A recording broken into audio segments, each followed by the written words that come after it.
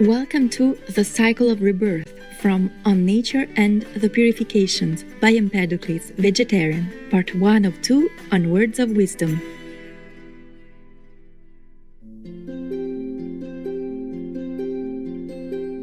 Empedocles was born in 494 BC in the ancient Greek city of Akragas, situated in Sicily.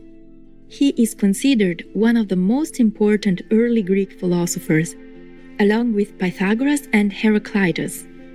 Greatly influenced by the teachings of Pythagoras and Orpheus, he believed in the transmigration of souls and the equality of all beings. With eternal souls endlessly being born into new bodies, he was of the view that eating animal people flesh amounted to cannibalism and compared this to parents unknowingly killing their children and children unknowingly killing their parents. Thus, Empedocles was a strict vegetarian who advocated for the right to life for all of Earth's inhabitants. He is also credited with the cosmogonic theory of the four classical elements, in which all matter is derived from fire, air, water, and earth. This theory was to dominate the worldview of ancient Europe, North Africa, and the Middle East right up to the 17th century.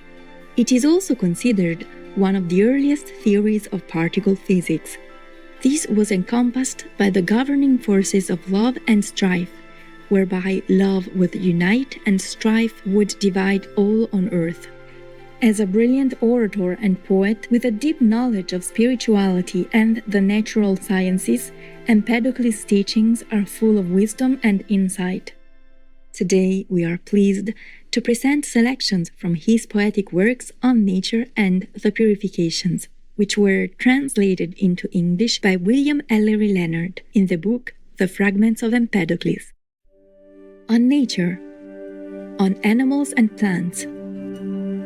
And if belief lack pith, or essence or substance, and thou still doubt, how from the mingling of the elements, the earth and water, the ether and the sun, so many forms and hues of mortal things could thus have being, as have come to be, each framed and knit by Aphrodite's power, as the tall trees and fish in briny floods. Aphrodite, after watering earth with rain, zealous to heat her, then did give earth over to speed of fire, that then she might grow firm, leading the songless shoals of spawning fish, of beasts inside compact with outsides loose, which in the palms of Aphrodite shaped, got this their sponginess. 'Tis thus with conchs upon the heavy chines of ocean dwellers, aye, of shellfish wreathed, or stony-hided turtles, where thou mark the earthen crust outside the softer parts. Trees bore perennial fruit, perennial fronds, laden with fruit the whole revolving year, since fed forever by a fruitful air. Thus first tall olives lay their yellow eggs, wherefore pomegranates, slow in ripening be, and apples grow so plentiful in juice. From the same stuff on sturdy limbs grow hair, leaves, scales of fish, and birds' thick feathered plumes. Stiff hairs, keen-piercing, bristle on the chines of hedgehogs. Our eyes. As when a man about to sally forth prepares a light and kindles him a blaze of flaming fire against the wintry night, in coarse lantern shielding from all winds, though it protect from breath of blowing winds, its beam darts outward as more fine and thin, and with untiring rays lights up the sky.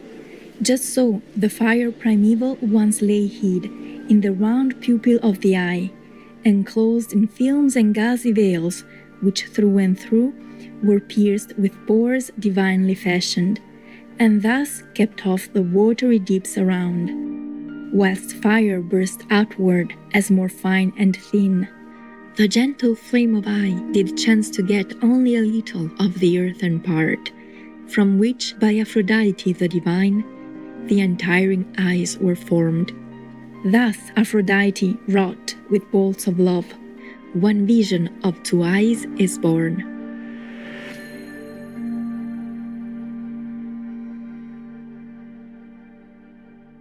On the psychic life.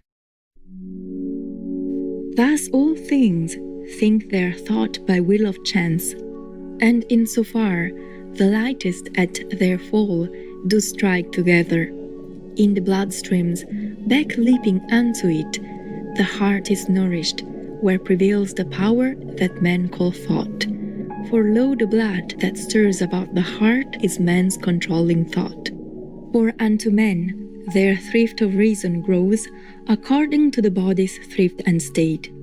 For as of these commingled all things are, even so through these men think, rejoice, or grieve. As far as mortals change by day, so far by night their thinking changes.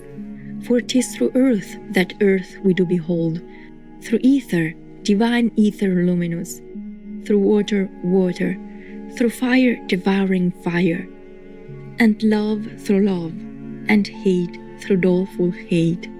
For if reliant on a spirit firm, with inclination and endeavor pure, thou wilt behold them, all these things shall be forever thine, for service, and besides, thereof full many another shalt thou gain.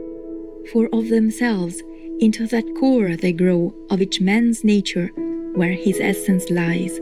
But if for others thou wilt look and reach such empty treasures, myriad and vile, as men be after, which forevermore blunt soul and keen desire, oh, then shall these most swiftly leave thee as the seasons roll, for all their yearning is a quick return unto their own primeval stock. For know, all things have fixed intent and share of thought. Dominion. And thou shalt master every drug that ever was made defense against sickness and old age. For thee alone all this I will fulfill, and thou shalt calm the might of tireless winds that burst on earth and ruin seedlands. Aye, and if thou will, shalt thou arouse the blasts, and watch them take their vengeance wild and shrill.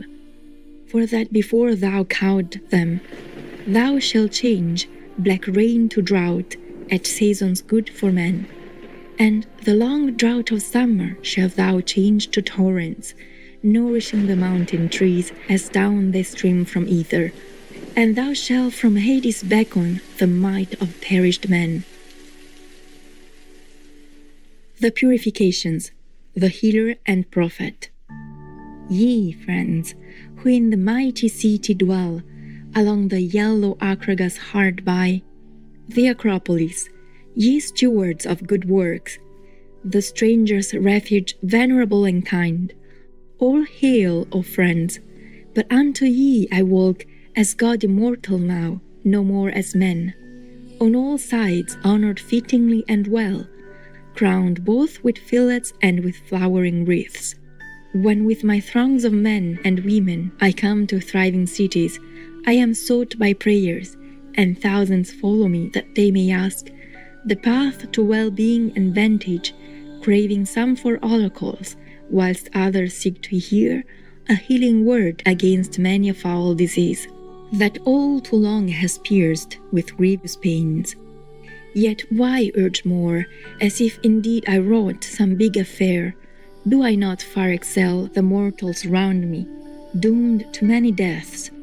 O friends, I know indeed in this the words which I will speak, that very truth abides. But greatly troublous unto men always has been the emulous struggle of belief to reach their bosoms.